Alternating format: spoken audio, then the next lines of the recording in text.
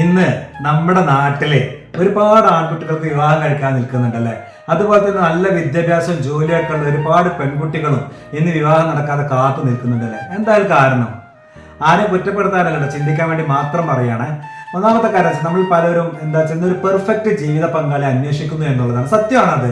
നല്ല ജോലി വേണം, ശമ്പളം വേണം, സുന്ദരനായിരിക്കണം, അല്ലെങ്കിൽ സുന്ദരിയായിരിക്കണം, സ്വഭാവം കുടുംബമൊക്കെ മികച്ചതായിരിക്കണം.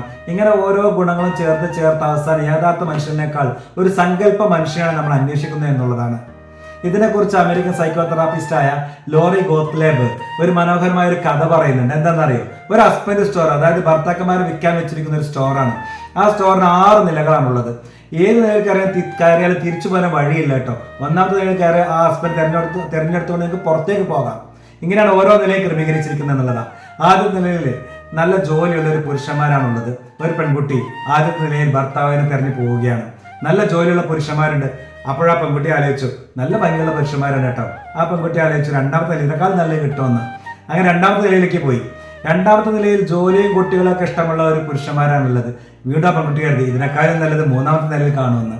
അങ്ങനെ മൂന്നാമത്തെ നിലയിൽ പുതിയ പുരുഷനെ തെരഞ്ഞു പോവാണ്. അവിടെ കയറിയ സുന്ദരന്മാരും ജോലിയും ഈ പറമ്പയിൽ പറഞ്ഞ ഗുണങ്ങളൊക്കെ ഉള്ള ആളുകളാണുള്ളത്.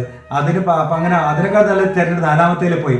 നാലാമത്തേൽ വീട്ടു ജോലിയിൽ സഹായിക്കുകയും ഈ കുട്ടികളുണ്ടാവും എല്ലാ ഗുണങ്ങളുള്ള ഒന്നുകൂടെ ഒരു പടി മുന്നിലാണ് ഈ നാലാമത്തെ നിലയിൽ ആ പെൺകുട്ടിയെ കാണാൻ കഴിഞ്ഞത്. അതിലും നല്ലത് കിട്ടുന്ന അഞ്ചാമത്തെ നിലയിൽ പോയി.